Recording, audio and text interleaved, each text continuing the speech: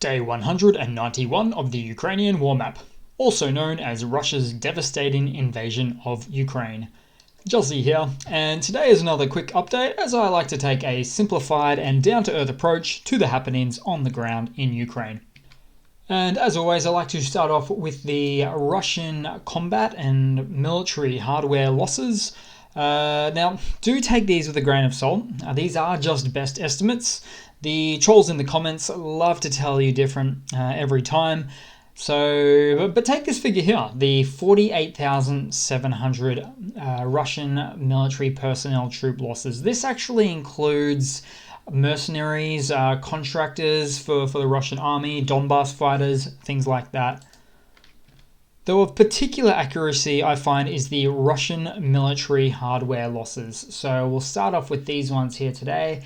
And we have the armored combat vehicles. So a whopping 21 additions in the last 24-hour reporting period. A massive 12 additional tank losses for the Russian army. And 11 additional artillery losses. So these are all huge figures, and you'll see again in a moment in the video why this will be. Now, let's move across to the map there, and we'll start off with the north this time, so within Ukrainian territory, so Kharkiv, where the Kharkiv mayor advised that there was shelling in Kharkiv's western city district at around 6 a.m. local time there today. According to preliminary information, 4 cars were damaged, but there were no casualties reported. Now, 6 a.m. shelling from Russia is starting to feel like a common theme in the north of Ukraine. I see it time and time again. So Russian soldiers wake up at 5 a.m., I suppose, then perform mostly indiscriminate shelling at 6 a.m. A very similar situation happened in the Sumy Oblast as well this morning. 2 cars were hit and a residential building there as well. Now we'll move across to the Donbass, so zoom out for context and show you right around here.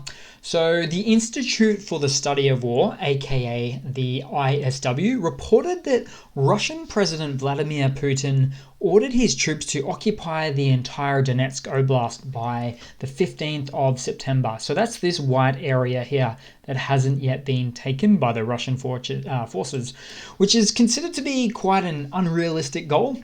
Putin, time and time again, is referred to as not a great military leader, which seems to be apparent, as it appears he is shooting military orders down the horn to a number of fearful and non-argumentative yes-men military officers that will carry out his orders irrespective of the order's legitimacy or even attainability.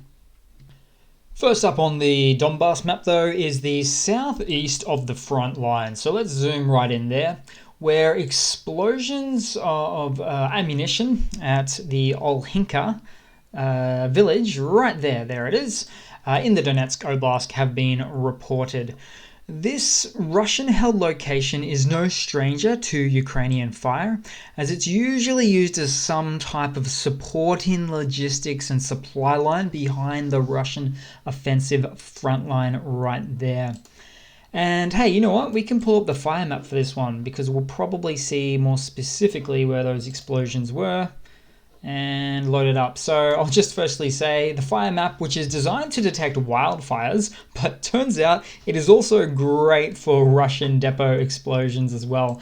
And there it is. So there's Olhinka, and we have some potentially non-wildfires right here. So that makes sense because it's not exactly in the village or town quarters identified by all the streets there. It's a little bit outside, which is pretty typical of a situation like this. But now we'll move up to the central Donbass area, where we have not a great deal that's changed in the last 24-hour reporting period. So we have Russian advances that were repelled in 4 directions in the contested Donetsk Oblast front line, including Bakhmut right there, also Avdiivka down a little bit south, and Slavyansk up the north area of the contested area and Donbass region here. Then we move across to the Dnipropetrovsk Oblast. So let's zoom out again for a bit of context, and here it is. So this boomerang-shaped oblast right there. So starting off, Russian artillery shelled Nikopol and Kryvyi Rih cities of the region overnight. So we've got Nikopol here. Obviously, you've probably heard of this town, opposite from Enerhoda, where the Zaporizia nuclear power plant is, and Kryvyi Rih over here as well. That's the second largest city, I think, in Zaporizia, from memory there.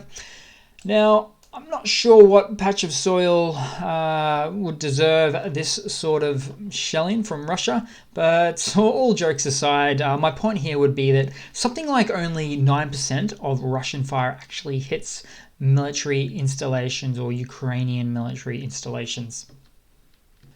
Reason being, Russia has only one thing, and maybe only one thing in abundance, which is very old Soviet-era imprecise mortars and shells. And then we take a look at Zaporizia itself, which is very, very close by. So, in fact, at the Zaporizia nuclear power plant, just mentioned there. So, got a video of tanks on the street in Enerhoda, which timing is not great. Not a good look for Russia during a visit from the International Atomic Energy Association, aka the IAEA, which I'll mention further about in this video soon.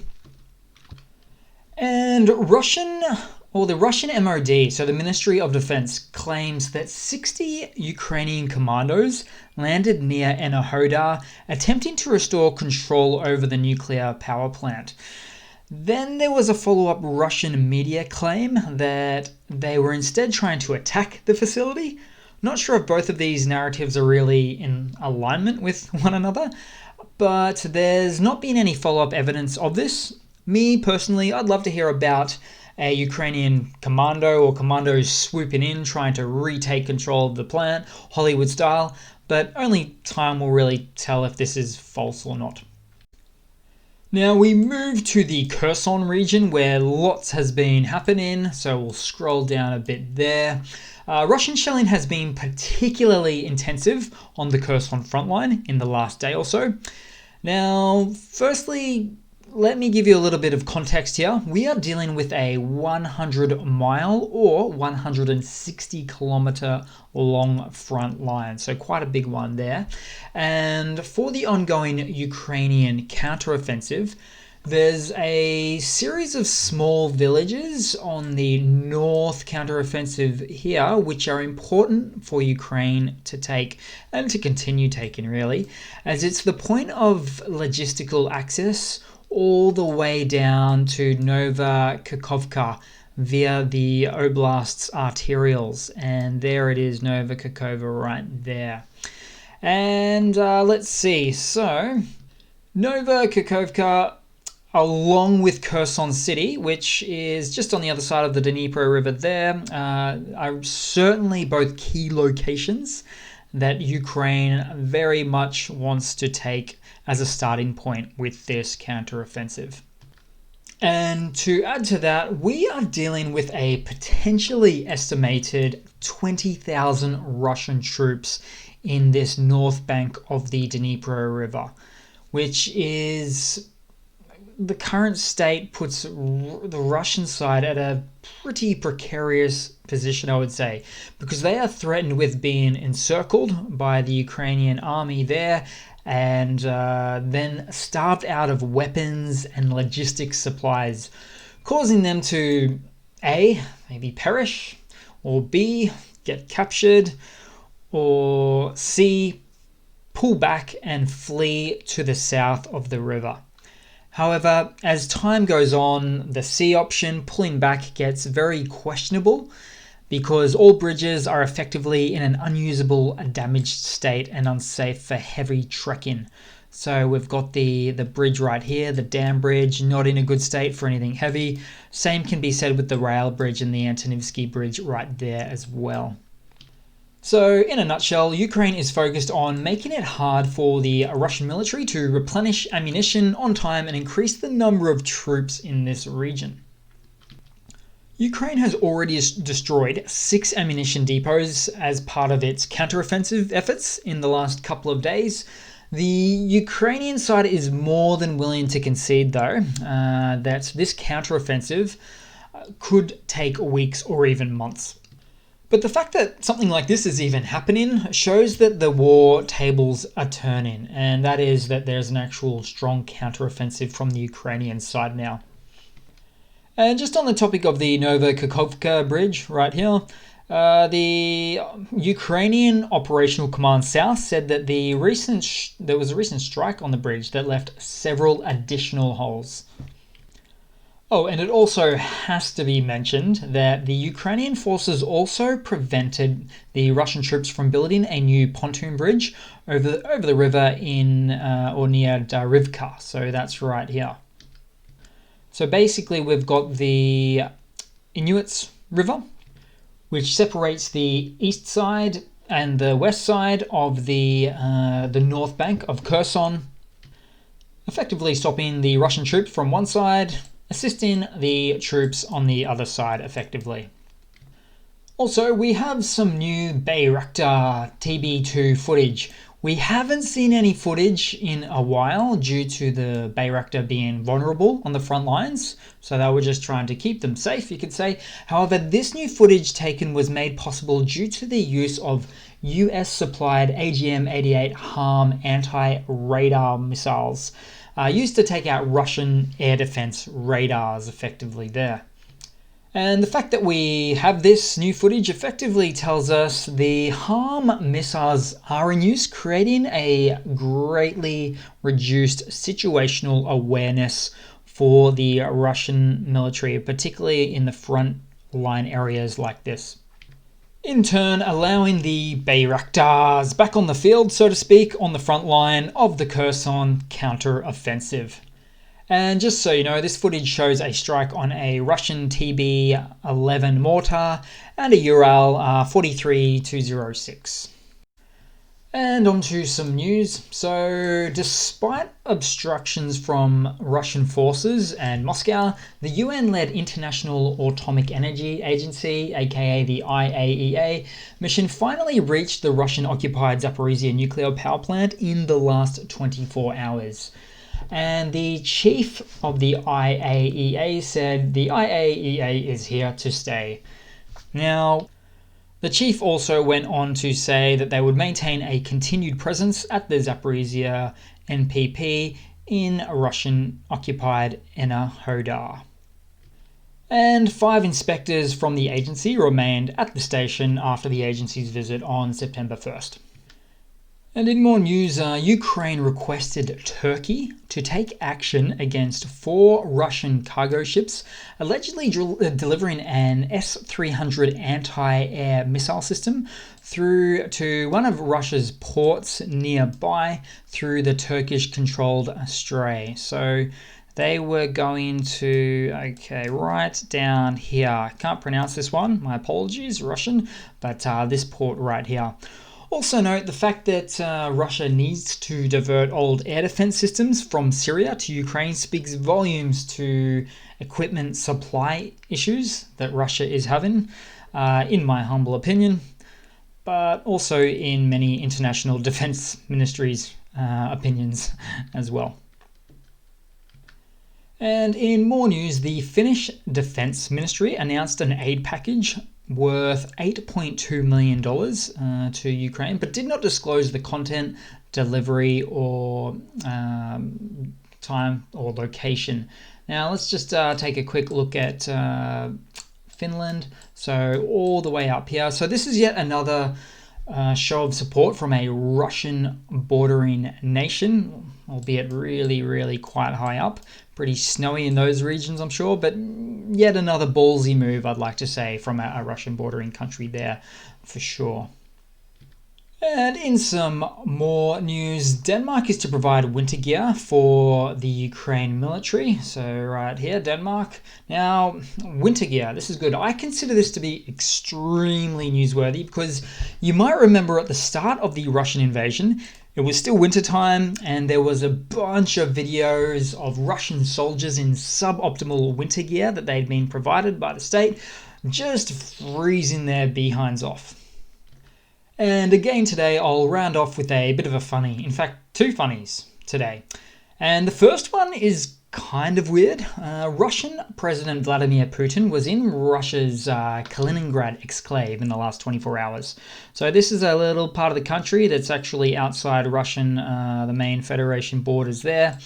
And as part of his visit, Putin met with Kaliningrad school students to mark the start of the school year, answering questions, probably predetermined questions from thoroughly vetted students, on topics ranging from the economy, space exploration, and Moscow's military intervention in Ukraine.